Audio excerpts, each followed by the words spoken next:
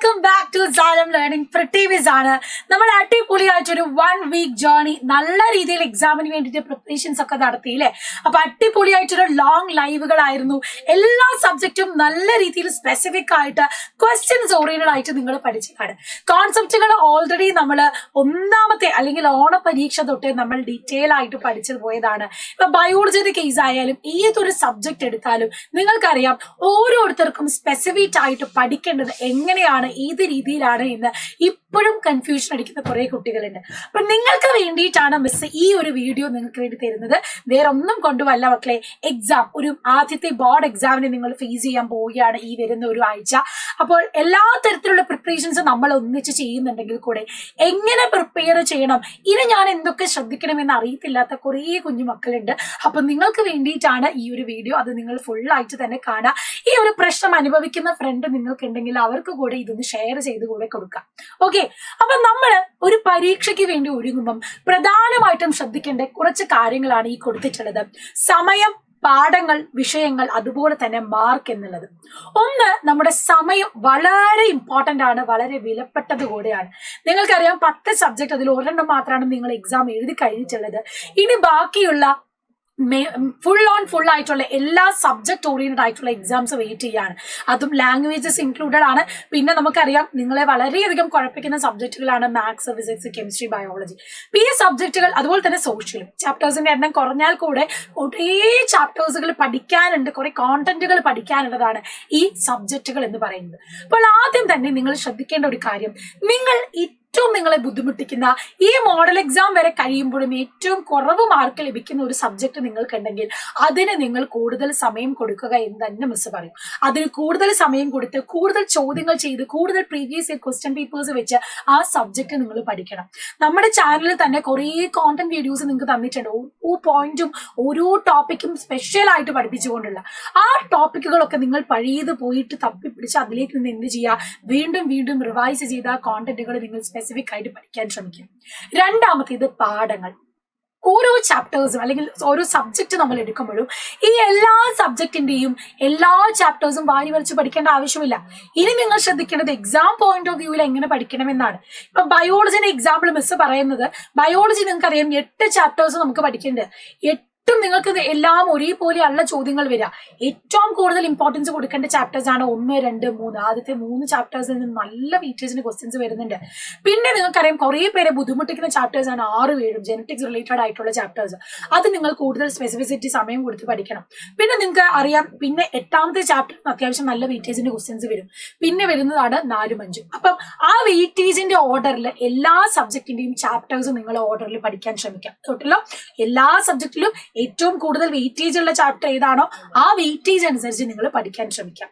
And കൂടുതൽ diagram based, ഇപ്പം ബയോളജിയുടെ കേസിലാണെങ്കിൽ കൂടുതൽ ഡയഗ്രാം ബേസ്ഡ് ക്വസ്റ്റ്യൻസ് വരയ്ക്കാനൊക്കെ ആയിട്ട് ചോദ്യങ്ങൾ വരും. അതിലുള്ള ചാപ്റ്റേഴ്സിനും ഇമ്പോർട്ടൻസ് കൊടുത്ത് തന്നെ പഠിക്കാം. മൂന്നാമത്തേത് വിഷയങ്ങൾ. മിസ് നേരത്തെ പറഞ്ഞ കാര്യം തന്നെയാണ് ഇവിടെയും വരുന്നത്. ഏറ്റവും ബുദ്ധിമുട്ടുള്ള വിഷയത്തിന് നിങ്ങൾ ഏറ്റവും ഫ്രഷ് ആയിട്ട് ഇരുന്ന് പഠിക്കാൻ പറ്റുന്ന സമയം ഏതാണോ, ഏർലി മോർണിംഗ് ആണോ, അല്ലെങ്കിൽ ചിലർ രാത്രി ഇരുന്ന് പഠിക്കാനായിരിക്കും ഇഷ്ടം. അത് നിങ്ങൾ ഓരോരുത്തരും വ്യത്യസ്തരാണ്. അപ്പോൾ ഓരോരുത്തർക്കും ഇഷ്ടപ്പെട്ട സമയത്ത് നിങ്ങൾക്ക് കൂടുതൽ ബുദ്ധിമുട്ടുള്ള ചാപ്റ്റേഴ്സ്, കൂടുതൽ ബുദ്ധിമുട്ടുള്ള വിഷയങ്ങൾ പഠിക്കാൻ ശ്രമിക്കാം. അവസാനത്തേതാണ് മാർക്ക് എന്നുള്ളത്. മക്കളെ, നിങ്ങൾ ആരും ഫുൾ A+നെ പേടിച്ചുകൊണ്ട് പരീക്ഷയെ നേരിടരുത്. ഒരേ ഒരു റിക്വസ്റ്റ് ആണ് മിസ്സിൻ്റെത്. കാരണം എല്ലാവരും, നാട്ടുകാരും വീട്ടുകാരും എല്ലാവരും മോനെ A+ കിട്ടുമോ, മോക്ക് A+ കിട്ടുമോ, ഫുൾ A+ അല്ലേ, ഈ ബാച്ചിൽ A+ അല്ലേ എന്ന് പറഞ്ഞ് എല്ലാവരും നമുക്ക് എന്താണ് കൂടുതൽ എക്സ്പെക്ടേഷൻസ് തന്നിട്ടുണ്ട് അല്ലെ. പക്ഷെ നമ്മൾ വിചാരിക്കും, അയ്യോ ആ എക്സ്പെക്ടേഷൻസ് എനിക്ക് സക്സസ് ചെയ്ത് കൊണ്ടുവരാൻ പറ്റുമോ, അല്ലെങ്കിൽ ഇവർ പറയുന്ന പോലെ മാർക്ക് എനിക്ക് മേടിക്കാൻ പറ്റുമോ, ഇനി അഥവാ ഒരു A+ എനിക്ക് പോയി കഴിഞ്ഞാൽ ഞാൻ എങ്ങനെ ഇവരെ ഫേസ് ചെയ്യും. ഇത്തരത്തിലുള്ള പ്രശ്നങ്ങളൊന്നും നിങ്ങൾ വിചാരിക്കരുത്. ഓൾറെഡി നമ്മൾ പറഞ്ഞു കഴിഞ്ഞ കാര്യമാണ്. ഇതൊന്നും അല്ല നമ്മുടെ ലൈഫ് എന്നുള്ളത്. ഏറ്റവും നന്നായിട്ട് പഠിച്ചത് കൊണ്ട് ലൈഫിൽ ഏറ്റവും വലിയ ആളാവണമെന്നൊന്നുമില്ല. നമ്മൾക്ക് പഠിക്കേണ്ടത് കുറെ ജീവിത പാഠങ്ങളാണ്. അതിലെ ഓരോ ഘട്ടങ്ങളിൽ ഒരു ഘട്ടം മാത്രമാണ് SSLC എന്ന് പറയുന്ന ഈ ഒരു എക്സാം. അടുത്ത +1 +2ലേക്കുള്ള അഡ്മിഷൻ നിങ്ങൾക്ക് ലഭിക്കാനുള്ള ഒരു പരീക്ഷയാണ്. അപ്പൊ ആ ഒരു ഇമ്പോർട്ടൻസ് മാത്രം കൊടുത്താൽ മതി. അല്ലാതെ നമ്മുടെ ലൈഫേ പോയി എന്നൊന്നും നിങ്ങൾ വിചാരിക്കരുത്. നമ്മുടെ മാക്സിമം നമ്മൾ കൊടുക്കുക, ആ മാക്സിമം എഫേർട്ട് നമ്മൾ ഇടുക. എന്നിട്ട് അതിന്റെ റിസൾട്ട് നമ്മൾ നേടിയെടുക്കുക. അല്ലാതെ എഫേർട്ട് ഇടാതെ നമ്മൾ വെറുതെ വാങ്ങിയിട്ടും കാര്യമില്ല. എഫേർട്ട് ഇട്ടിട്ട് നമുക്ക് കിട്ടിയില്ലെങ്കിൽ ആ കിട്ടുന്നത് നമുക്ക് മതി, അത് നിങ്ങൾ വിചാരിച്ചാൽ മതി.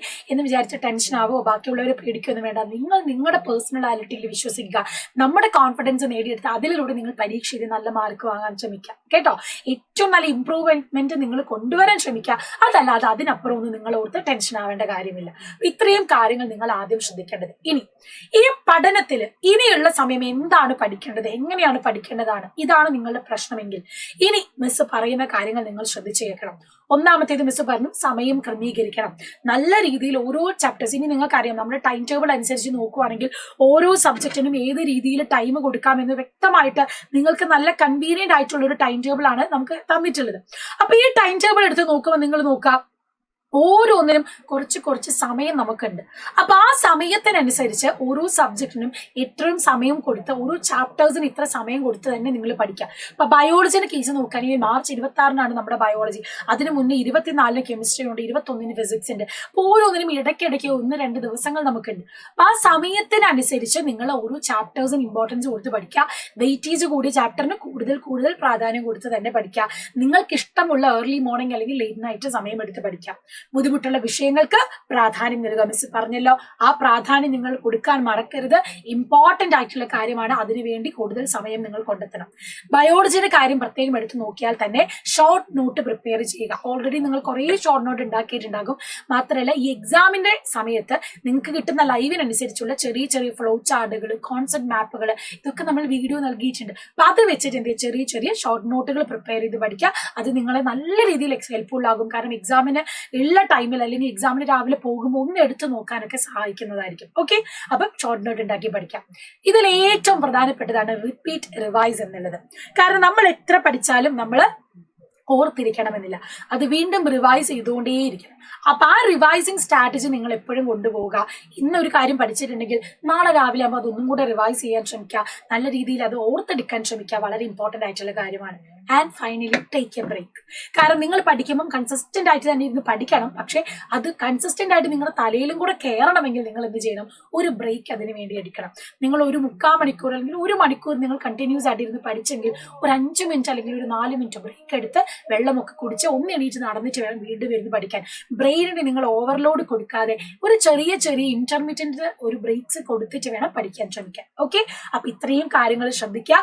നല്ല രീതിയിൽ ഫോക്കസ്ഡ് ആയിട്ട് തന്നെ പഠിക്കാൻ ശ്രമിക്കുക. എല്ലാ സബ്ജക്റ്റിനും അതിൻ്റെതായ ഇമ്പോർട്ടൻസ് ഉണ്ട്, അതിൻ്റെതായ വെയിറ്റേജ് നോക്കി തന്നെ പഠിക്കാൻ ശ്രമിക്കുക. അപ്പൊ നിങ്ങൾക്ക് എല്ലാവർക്കും വേണ്ടി ഞങ്ങൾ പ്രാർത്ഥിക്കുന്നുണ്ട്. എല്ലാ കോൺഫിഡൻസോടും കൂടി എക്സാമിന് വേണ്ടി പ്രിപ്പയർ ചെയ്യുക. So wish you all the very best മക്കളെ. എല്ലാവർക്കും നല്ല രീതിയിലുള്ള ഒരു എക്സാം കാലം ആശംസിക്കുകയാണ്.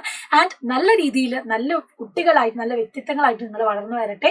ആൻഡ് നിങ്ങൾക്ക് എല്ലാവർക്കും ഓൾ ദി ബെസ്റ്റ് തന്നുകൊണ്ട് ഞാൻ അവസാനിപ്പിക്കുകയാണ്. മറ്റൊരു കാര്യം, നല്ല രീതിയിൽ കോൺഫിഡൻസ് നിങ്ങൾക്ക് കൂട്ടാൻ നിങ്ങളെ സഹായിച്ചിട്ടുണ്ട് ഈ വീഡിയോ എങ്കിൽ അത് കമന്റ് ബോക്സിൽ കമന്റ് ചെയ്യുക. ഞങ്ങൾ നന്നായിട്ട് പഠിക്കും മിസ്, ഞങ്ങൾ ഫുൾ കോൺഫിഡന്റ് ആണ്, 100% ആത്മാർത്ഥമായി ഞങ്ങൾ എഫേർട്ട് ഇടും എന്ന് ആ ഒരു കമന്റ് കൂടെ നിങ്ങൾ കമന്റ് ബോക്സിൽ അറിയിക്കണം. So all the very best. By.